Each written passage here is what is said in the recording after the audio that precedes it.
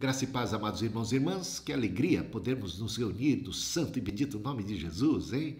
Ainda que de modo virtual, nesses dias de pandemia, isso é sinal de que a igreja não consiste em edifício, ela transcende. A igreja somos nós, redimidos, comprados pelo sangue de Jesus, onde dois ou mais estiverem reunidos em meu nome, ali eu estarei. E a gente faz muito bem em aproveitar todos os meios de comunicação para estarmos juntos, irmanados, debaixo do cabeça da igreja, que é nosso Senhor Jesus Cristo. E temos uma mensagem de redenção, né? Isso é maravilhoso. E ainda mais agora, por ocasião da celebração de mais um aniversário, daquela experiência que transformou a vida de John Wesley, fundador do metodismo, que aconteceu em 24 de maio de 1738.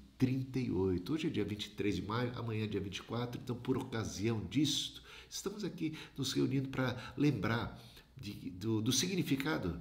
Isso foi como um divisor de águas na história do metodismo, fez tremenda diferença, impactou a vida de Wesley e o mundo ao seu redor. E vamos entender do que se tratou. Eu espero aqui, em rápidas palavras, dar aqui um resumo, né, do que é que se passou nesse dia, né, 24 de maio de 1738. Sabe que John Wesley, até então, era um homem que vivia muitos conflitos pessoais, conflitos de fé. Ele sequer tinha certeza da salvação. Ele também pensava que a salvação se dava por meio de fé mais obras, e aí nunca que tinha paz, né? Veja só, no seu diário de Wesley, página 76 dessa edição nova da Editel, Wesley diz o seguinte: por meu esforço contínuo em manter toda a sua lei, fui persuadido de que poderia ser aceito por ele e que estaria em um estado de salvação. Em 1730, comecei a visitar as prisões, a ajudar os pobres e doentes na cidade e a fazer o bem tanto quanto pudesse com minha presença e minha pequena fortuna, jejuns, quartas e sextas. Tudo isso ele estava fazendo, e não são coisas más, ele fazia coisas muito boas, ele era muito zeloso em boas obras, mas ele fazia isso como um meio de alcançar a salvação.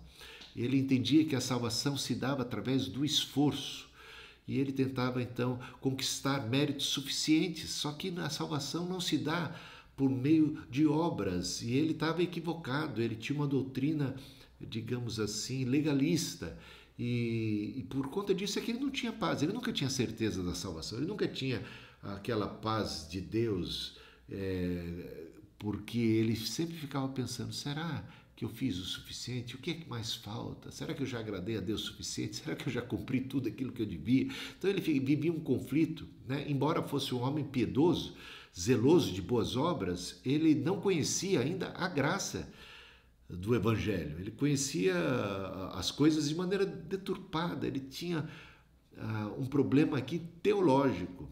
E veja só, o diário de Wesley, ainda na página 76, dizendo o seguinte: todavia, depois de continuar por muitos anos nesse curso, vi-me perto da morte.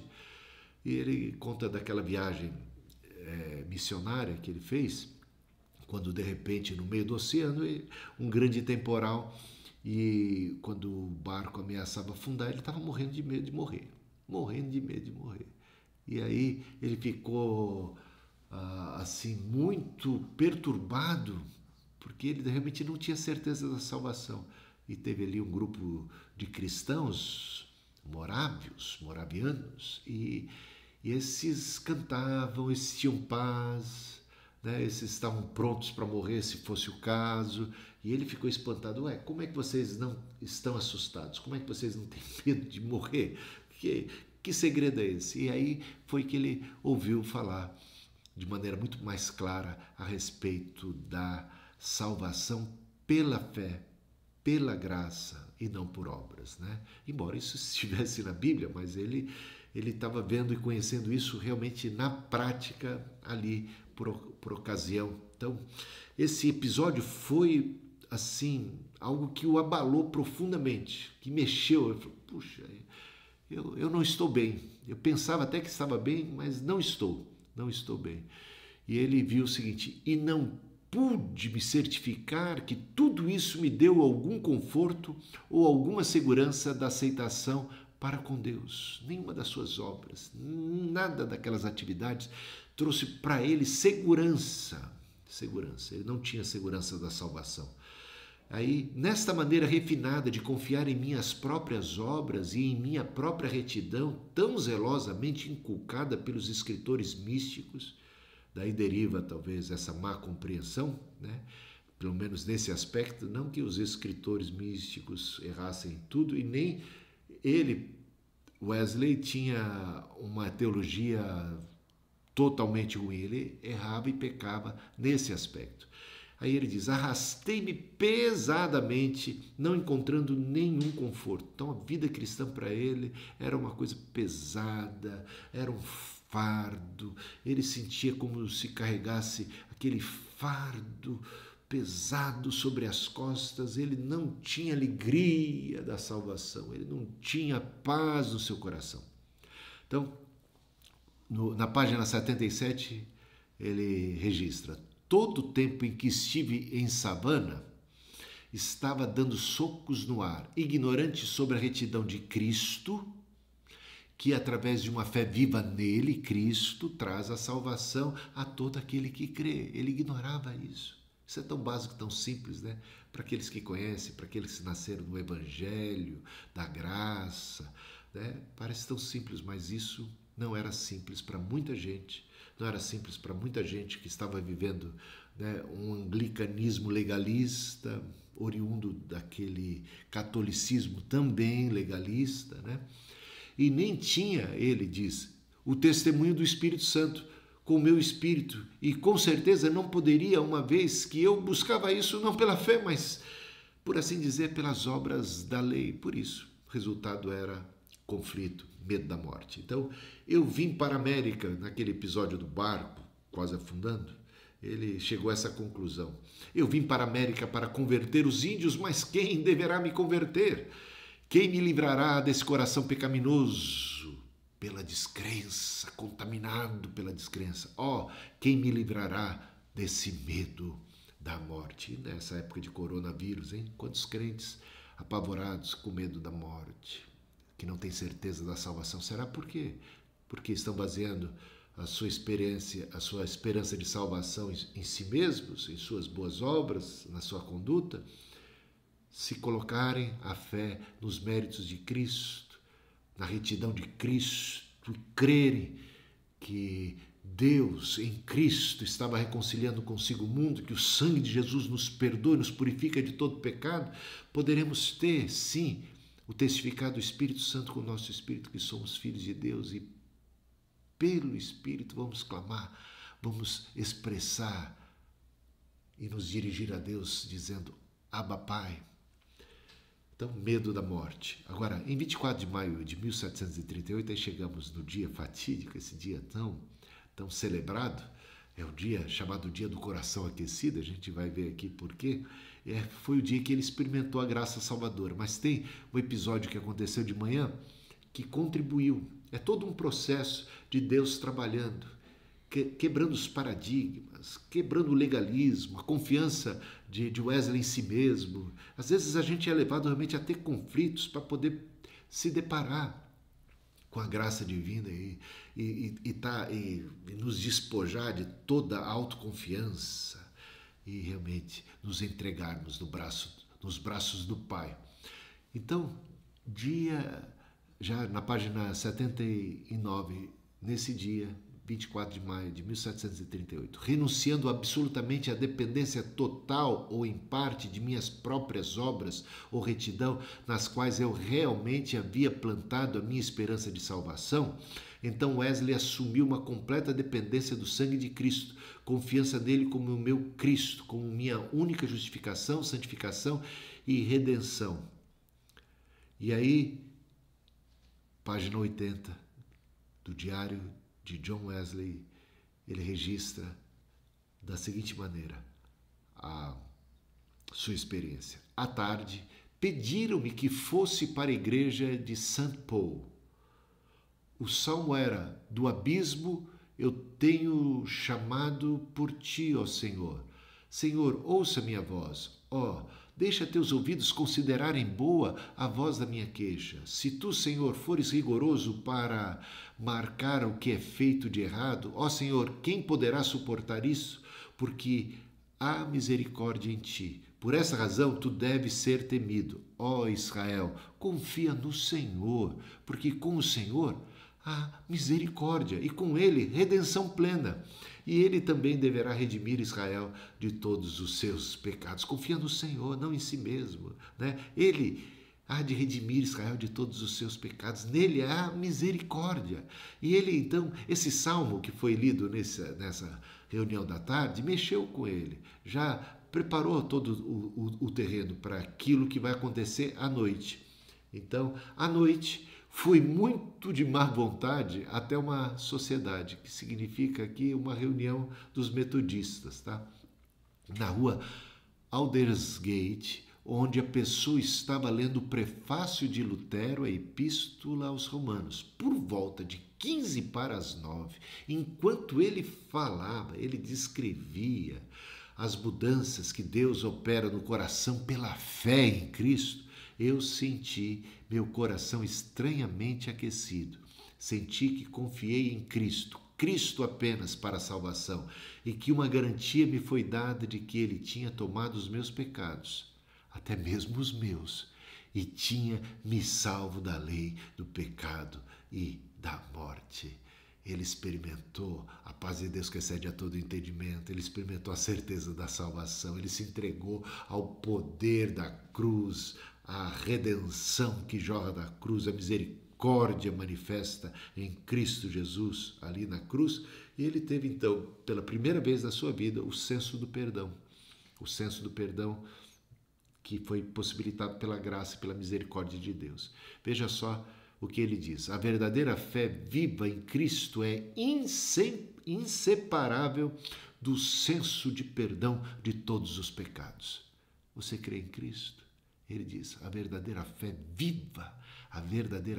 viva em Cristo é inseparável do senso de perdão de todos os pecados, reconhecendo assim que ele até então não tinha uma verdadeira fé viva. Ele tinha uma espécie de fé que não era tão viva assim, e tão forte assim na obra de Cristo, na cruz de nosso Senhor Jesus Cristo. Mas agora sim, agora ele experimentou, e ele tem o senso do perdão, porque até então ele não tinha o senso do perdão, ele não tinha a certeza da salvação.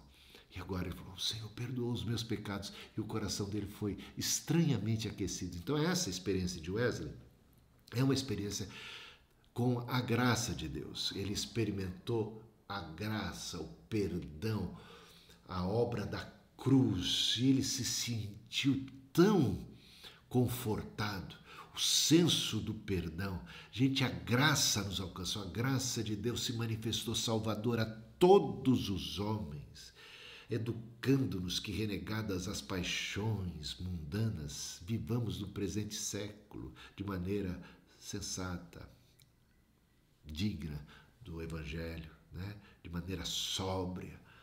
Mas a graça se manifestou salvadora. Essa graça já era algo manifesto para Wesley, só que ele não se apropriava dela, ele não se convencia dela, ele ainda estava firmado na ideia de que ele precisava fazer isso, ele precisava fazer aquilo, ele estava confiando no seu desempenho, nos seus próprios méritos, portanto, até então, vivia sem paz, vivia desconfiado, vivia cabisbaixo, uma pessoa oprimida pelo medo de morrer, confuso, sem paz no coração, ainda que fizesse bastante, hein?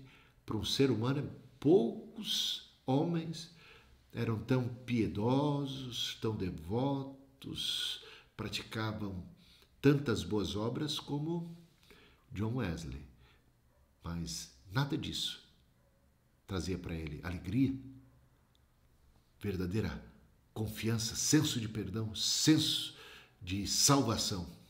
Tinha ele ainda medo de morrer, em muitos conflitos. Só quando, em 24 de maio de 1738, ele convenceu-se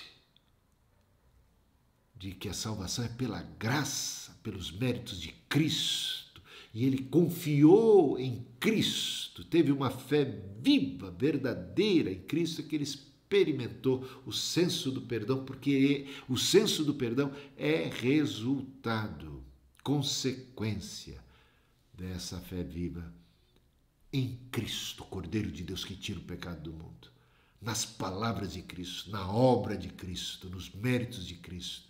E ele foi então assim justificado, ele foi assim então, experimentou a salvação, a graça, e foi cheio do Espírito Santo. Pela graça do Senhor é que o Espírito nos é comunicado, e pelo Espírito o amor de Deus é derramado em nosso coração. Como é que a gente experimenta o amor de Deus? Quando a gente olha para a cruz e vê ali o Senhor Deus dando o seu Filho por amor de nós, para nos redimir. Então, de repente, convictos disso, nós somos convictos desse amor de Deus. E somos abraçados por essa graça e nos sentimos tão amados, tão redimidos, tão salvos por Ele, não pelo nosso próprio mérito, por Ele. E aí experimentamos a alegria da salvação. O amor de Deus é derramado no nosso coração pelo Espírito Santo que nos foi outorgado. Clamamos, Abba, Pai, professamos que Jesus é o Senhor. E isso realmente é transformador. A partir daí, uma revolução, que é uma revolução da graça, que é uma revolução do Espírito. Gente que bebeu da graça, bebeu do Espírito, cheio do Espírito Santo. Wesley continua a praticar boas obras e talvez até mais do que fazia anteriormente, mas não para alcançar a salvação, mas porque foi alcançado por ela. Não com angústia, não com ansiedade para ver se conseguia fazer tudo que era possível para conquistar um lugar do céu, não, mas porque o céu o alcançou. E agora ele tem alegria, ele tem espontaneidade. O reino de Deus não é comida nem bebida, mas é justiça, paz e alegria no Espírito Santo. Ele tem a alegria do Espírito Santo. Ele pulava de alegria, ainda sendo inglês, né? Coração estranhamente aquecido, né? Contido, né? Como o inglês. Se fosse um brasileiro, estava pulando. Essa é uma questão cultural, mas o sentimento estava lá dentro. O senso da paz, do perdão, alegria. Ah, que coisa boa. E você pode ter a experiência da graça, você pode e deve ter a experiência da graça do Senhor. A graça do Senhor é melhor do que a vida. A graça que renova a vida, que sustenta a vida. E aí a gente experimenta a plenitude do Espírito Santo por meio da graça de Deus. E aí tudo mais é fruto do Espírito. Não é para alcançar a salvação, é resultado dela. É fruto da ação da graça de Deus em nós. É uma outra disposição de mente e de coração. Tá? Isso é o significado do dia 24 de maio de 1738. Ele, que na sua primeira viagem missionária aos Estados Unidos acabou fracassando, voltou de lá cabisbaixo, naquele episódio do quase naufrágio, né? Ele teve medo da morte, entrou em paúra. Fui para evangelizar os índios, mas quem me converterá, disse ele. Sabe que o movimento metodista, a partir dessa experiência de Wesley, ele ganhou um ímpeto tão extraordinário, tão tremendo. Mais e mais, cresceu. E vai alcançar os Estados Unidos. Tanto que em 1850, mais ou menos 60 anos, entre 50 e 60 anos depois da morte de John Wesley, o metodismo era a maior denominação em solo americano. John Wesley, que foi lá e foi um fracasso, agora poderia lá do céu contemplar, né? Ou ser informado por Deus, como queira, né? O sucesso do movimento metodista. Né? 1 em cada 3 americanos eram metodistas. mais ou menos 50 e poucos anos depois da morte de Wesley. Que tremendo, né? Que coisa maravilhosa. Então, isso é para mostrar que a vida cristã não é uma vida que deva ser vivida na carne, no nosso próprio esforço. Não que ela não cobre de nós esforço e dedicação, não, mas ela começa com a graça. E aí, a graça nos impulsiona, a graça nos leva às boas obras. Não por obras de justiça praticadas por nós, mas pela sua graça, pelo lavar regenerador e purificador do Espírito Santo, que ele derramou sobre nós abundantemente. Por isso Wesley teve o coração aquecido. A graça, a salvação pela graça, o derramar abundante do Espírito Santo sobre sua vida, que foi um divisor de águas para a sua vida, para o próprio metodismo, e serve como um marco para a gente, que a gente pode e deve ter experiência da graça e do Espírito, né? E isso cotidianamente. Enchei-vos do Espírito Santo, falando entre vós em salmos, hinos e cânticos espirituais. Habite ricamente em vós a palavra de Deus. Seja cheio do Espírito Santo, experimente a graça, conheça a graça, confie na graça, deixe ser tomado pelo Espírito Santo, pela graça de Deus, tá? Essa é a minha mensagem baseada na história, na experiência de Wesley, e que é tão relevante para nós. Nesses dias de pandemia, não tenha medo, confia no Senhor. Ele nos redimiu, Ele nos salvou. Aquele que é a ressurreição e a vida, aquele que tem a chave da morte, aquele que venceu a morte. Confia no Senhor de todo o teu coração, tá? Permita-me orar por você. Pai Celestial, a tua graça, que é melhor do que a vida, se manifestou tão salvadora e veio ao nosso encontro. Ó Senhor, que seríamos nós sem a tua graça? Que seríamos nós sem o Evangelho? Que seria de nós sem a pregação do Evangelho ter nos alcançado? Obrigado, porque o Senhor veio a nós. É o Senhor pelo teu Espírito. E teu Espírito nos convenceu do pecado, da justiça, do juízo, como foi no caso de Wesley, mas de repente nos apresentou também a solução. Não nos deixou na angústia, não nos deixou na miséria. O Senhor foi o nosso Redentor. Quando viu, Senhor, que estávamos mortos dos nossos delitos e pecados, o Senhor nos ressuscitou espiritualmente, o Senhor nos salvou. Pela graça fomos salvos, mediante a fé. Isso não veio de nós, veio do Senhor, é dádiva do Senhor, não por obras, para que ninguém se glorie. Somos feituras suas, fomos recriados em Cristo Jesus para as boas obras. Essa é a nossa vocação, cumprir o mandamento de Cristo, cumprir a tua vontade, mas agora de maneira tão livre, tão espontânea, tão amados, tão redimidos. Ó Senhor, ao Senhor seja sempre a honra e a glória para sempre. Que essa mensagem do Evangelho da Graça nunca se aparte do nosso coração, que nós, apegados a Ti, porque o Senhor é o Senhor da graça, o Senhor da misericórdia, possamos seguir a nossa jornada, crescendo na graça e no conhecimento do Senhor, sendo cheios do Espírito Santo, cheios de alegria, e possamos produzir muitos frutos para a Tua glória. Abençoa os jovens, abençoa os adolescentes, as crianças, os adultos, os anciãos, todos, Senhor, todos estão debaixo do Teu amor, debaixo do Teu cuidado. Ao Senhor seja sempre a honra e a glória para sempre. Amém e amém. Valeu. Deus abençoe vocês.